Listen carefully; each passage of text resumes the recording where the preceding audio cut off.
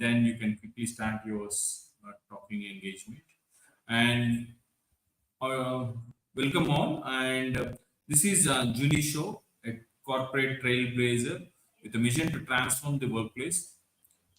Having 23 years of corporate experience across Australia, New Zealand, and Southeast Asia, Junie has built an impressive career, overcoming personal challenges to become an inspiring speaker and trauma-informed coach.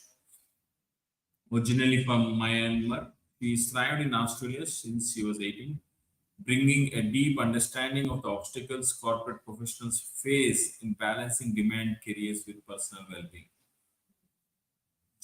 Junie's experience encompasses international corporate experience across diverse markets and cultures. So, Junie, we all welcome you to have your insights on the workplace, corporate. You've come across a long way in establishing all this. You've seen over 18 years.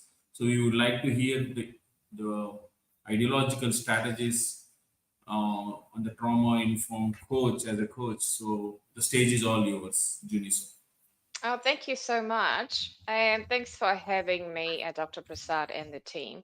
So let's dive straight in for the next 20 or 25 minutes. I would be honored to have the attention of, oh, wow, it's 130 people in this session now. So thank you for having me. My name is Junie Soe. I will be sharing some of the slides as well. So let's get that up and running so that we are all engaged here. All right, so you can see my slides, I am assuming. Can I please get the confirmation in the chat if you can see my slides, please? Okay. Yeah, that's all good. Amazing. Okay. So yeah, like I said, my name is Junie So. I am a self-leadership keynote speaker and a coach. You will be hearing about various empowerment and leadership topics from various angles throughout the whole day here, as we have a huge lineup of, brilliant speakers. So my angle is through trauma empowered self leadership. Yes, we are going to open up this grand global summit with the topic on trauma. Too heavy to start? Don't worry, it's not going to be too deep and heavy like some of you guys are thinking. I'm actually going to pick one area, just one area of trauma and its impact on leadership skills and decision making. So I'm going to pick one challenge that we, as business leaders in this room and many out there, struggle with the most. What do you think that is? I've already given the answer here. People pleasing. People pleasing. Can I hear? I mean, can you put in the chat yes if people here are people pleasers? Like some of us are people pleasers here. Who are people pleasers in this room here? Can I have some yeses in the room? We have 134 people here. Can I see it's just not me who's a people pleaser? Thank you. Thank you, Karen. Thank you, Soren. I see you. Thank you. Thank you, Cheryl. I don't feel so alone now. Oh, okay. There's so many more yeses. So, and who here thinks it would be good to stop being a people pleaser?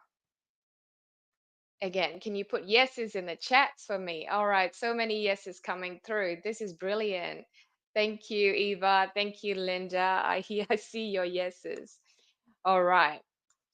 So, I'm here to tell you today that people pleasing is actually a good thing. Let me go back one slide. I clicked too fast. I'm telling you today, sitting here, that people pleasing actually is a good thing. Let me explain.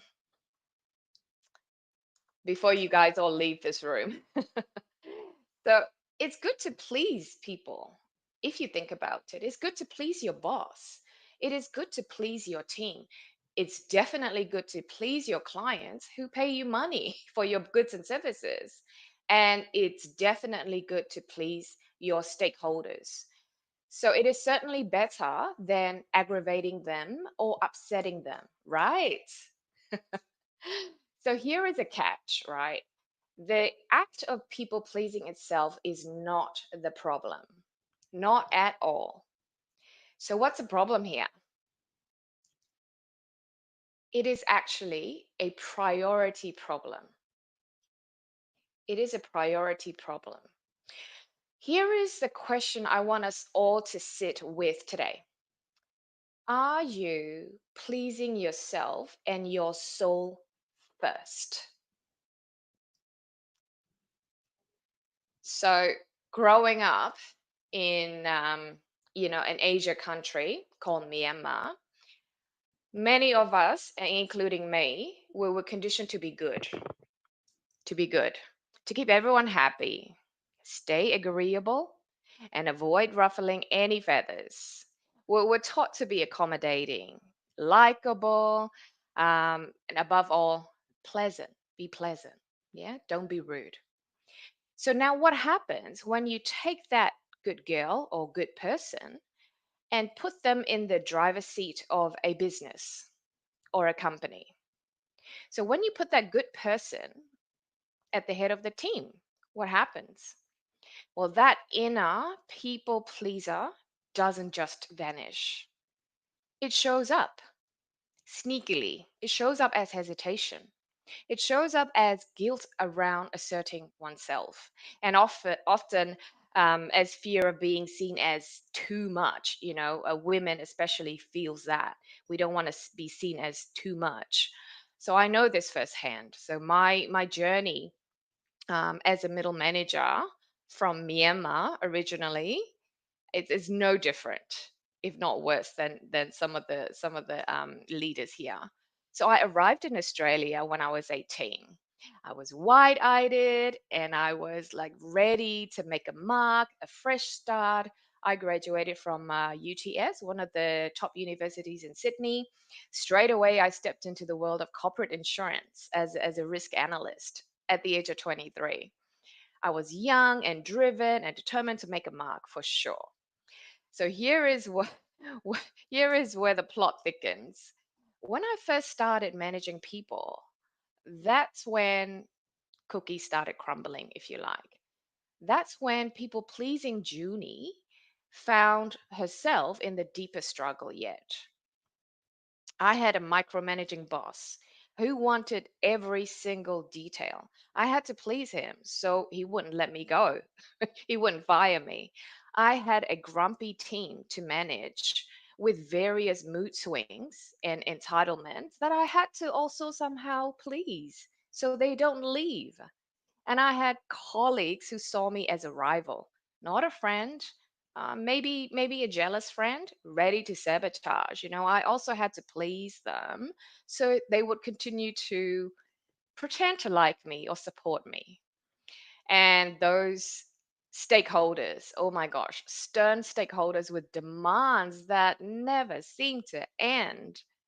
So it was like I felt like a 360-degree, five-dimensional whirlwind. Like each day was so exhausting. It was a dance to keep everyone pleased, while my own voice and my own needs fell to the back of the line. People pleasing became my 24-hour job. It was for sure a losing game, and a burnout is just around the corner, peeking at me. It's going to jump out any second. So I was driven by this need to be liked, to adapt, to thrive in a foreign country, to ensure everyone around me was comfortable. But here's the thing, this need to please wasn't just a personality trait. Probably some of you in this room, out of 140 people, some of you might be thinking, it's just a habit, it's just a personality trait, snap out of it. Just do a few rounds of practice and you'll be fine. Who thinks like that here? Who thinks that it's just a personality trait and a habit that you can snap out of the next day you wake up and you're gone? You're no longer a people pleaser, right? Well, my manager certainly thought that was the case. That was how you fix it. So, knowing what I know now, it is actually deeper than that. I like to share with you. This is not a habit, or this is just this is not a priority. Sorry, it's not a, priority problem or anything. This is people pleasing stemmed from survival adaptation.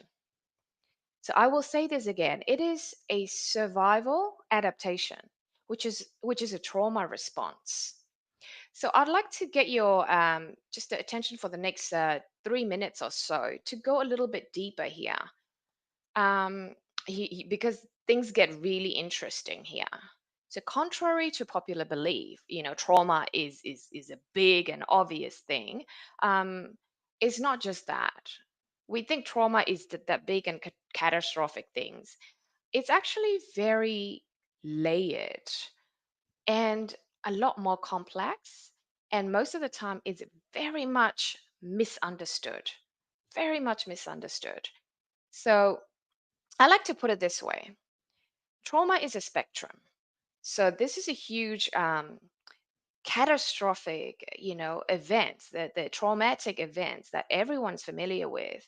But it is a spectrum. There are only smaller traumatic events that we experience as human beings as we grow up. When I was young, I was ready to, I was at school and then I would have been about 8 or 9, ready to step on the school stage. There was a talent show going on. I was so excited, my heart fluttering, and the very first time me performing on the stage. So I was practicing day and night this dance routine. I love dancing. I love dancing and music. I was practicing for weeks. But then again, on that stage, when the moment the music started and the light came on, I just froze. My mind went blank. It was like an outer body experience. I just froze there, could not move. My brain is telling my hands to move, start shaking my legs. I could not move. But my senses are working. I could hear my friends started giggling at the back. I could hear the crowd started whispering. And my cheeks were burning. I could feel it. I was so embarrassed. All I could do at that moment was run off the stage. I vowed to never ever perform again on stage. So some of you might be thinking, she'll be all right. She'll snap out of it. No, this traumatic event for me, it carried through all my life. What seems to be a little event for some people was a big thing for me. Until about 5 years ago, I decided to come on stage again, like this, a virtual one, to speak to people again. But a lot of work I had to process through it. That's why the second point I'd like you to take away is it's subjective. Please withhold your judgments. Please withhold your judgments. What is traumatic for one person is completely a normal affair. So another kid might be like, just shake it off, shrug it off, laugh it off, and they'd be fine. I wasn't fine for a good 2 decades of my life. So it is subjective. And another thing is trauma impacts our whole body and mind connection. So it's like an energetic imprint in our body, right? So when we try to solve it through talk therapy, for example, um, you know, um, no disrespect for any therapists whatsoever, but I think it's time to evolve a little bit more beyond talk therapy, trying to cognitize the solutions on these trauma impacts. Because the imprint actually carries on with you for many years later in life. Same as a kid who put up a hand in the class to ask a question he or she thought it was a valid question, it was fine to ask. The moment he or she finished asking that question, the whole class burst out laughing. Now, again, because I said trauma is subjective, some kids might be jokingly gotten over it easily. But for some kids, they would never put themselves in the public's eye again, or ask questions, or put their hands up in meetings later down the track, or make a bold decision known to managers or a whole leadership team, because that trauma actually carries on with you for the many years of their life. So it's an energetic imprint. And what happens, you know where I'm going with this, one last point, is that it creates our beliefs, mainly limiting beliefs and habits, limiting habits. Nope, I'm not going to put my hand up. Nope, I'm not going to ask that question. I know something is wrong with this project, but nope, I'm not going to tell them because I'll be laughed at when you become a 30-year-old or 35-year-old, team manager in the boardroom. So, for many leaders here today in this room, this amazing virtual conference, people pleasing is one of those habits. You can feel it like a little protective shield, but it also has a sneaky way of pulling us away from our true talents, from our true priorities, and from our own voice. Our true potential to be the most effective leaders that we can be here today. So here, I am going to switch the gears a little bit. Junie, this is very informative about trauma, but how are we going to fix this? You tell me all these dreadful stories about your traumatic childhood. How are we going to fix it? How do we turn this around? So this is where I like to shift a bit of a gear and take you through some of the super useful items here. We're going to go from people pleasing to pleasing ourselves first. In a minute, I'll be sharing with you my trauma empowered self leadership system that I have developed. And it starts with understanding what you really value at your core. So we have to dig deep, digging into what actually makes you feel pleased, fulfilled, happy, free. So each person's value is different because, like I said, trauma is subjective. Each person has a unique life experience of their own. So when you attempt to write down your own values, be true to your own journey. Withhold all judgments. We are so quick to judge ourselves. Come on, Junie. This is nothing. Get over it, Junie. You can do better than this, Junie. Why are you so dramatic, Junie? Just go play and have this ice cream and be over it, Junie. So try to be curious instead of belittling your own experiences. For me, some of the core values I discovered throughout my career, my 23 years of career, corporate career, and my last 5 years of being a head of risk, managing 5 different countries, my values are very clear now: empowerment, growth, and fairness. Every single decision, if I don't meet those three core values, I don't go ahead with the decision. So it took me years to figure all this out, actually, but I've got a system now. So I'm so honored and humbled to be sharing this trauma empowered self leadership system with you all today. So it goes like this. It's already on the slide, as you can see. Before making any key decisions in life and business and work, pause. We are in such a rush every single day, every hour of the day, every minute of the day. Please pause. The power is in pausing. You will shut out all distractions, all your senses. Take a few deep breaths, just 10 seconds. You deserve 10 seconds of pausing. And then from that place, investigate.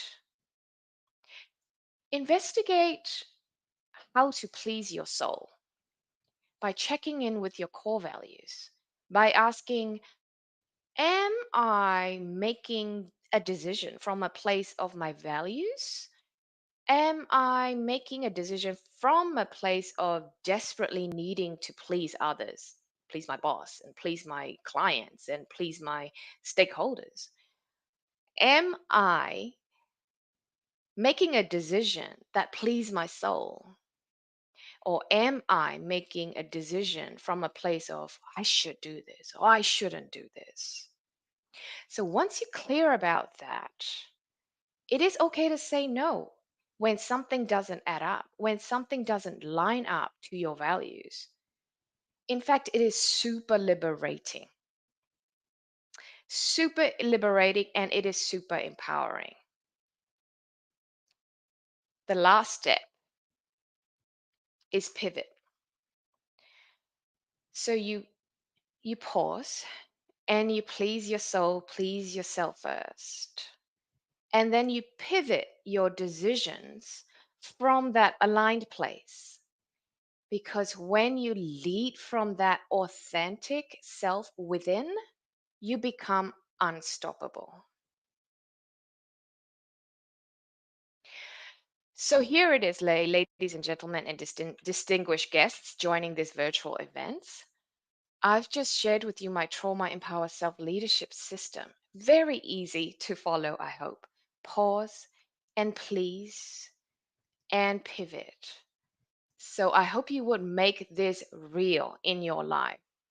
Every major decision when you're looking at a new business partnership or managing a new team or thinking of a career change or chasing that next big win in life or business, please follow this system. Pause, please, and pivot.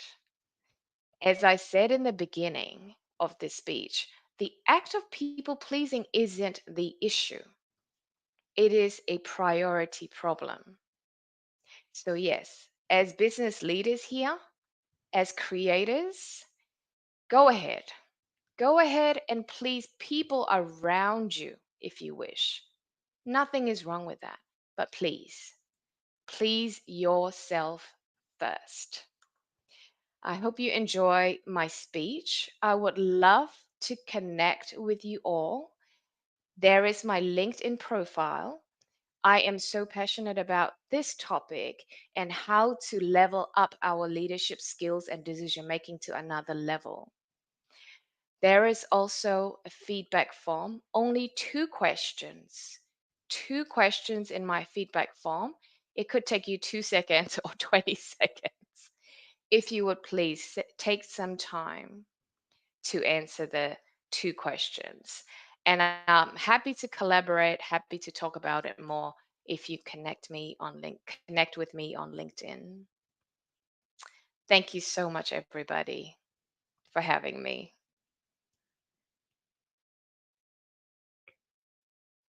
Should I address some of the questions here as well? Marco asks, how does unaddressed trauma affect decision making and innovation within a team?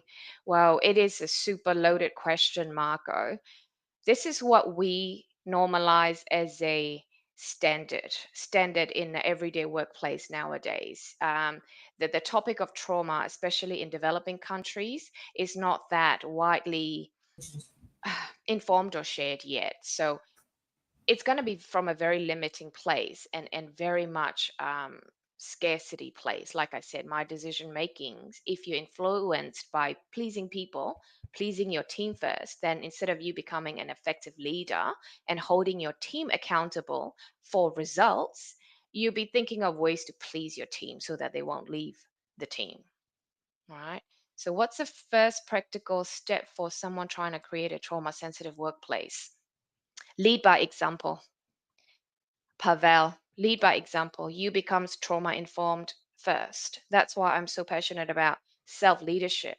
If you don't know how to lead yourself from a place of trauma informed authenticity, you're not going to be able to get the team to respond to that or anything. So there's this. I can talk about it for another 3 hours. I think Dr. Prasan is like, again, connect with me, please, and I'm more than happy to have a chat with you.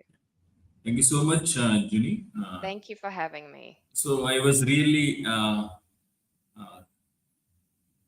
privileged to have those three steps, three P's: pause, please, and then pivot.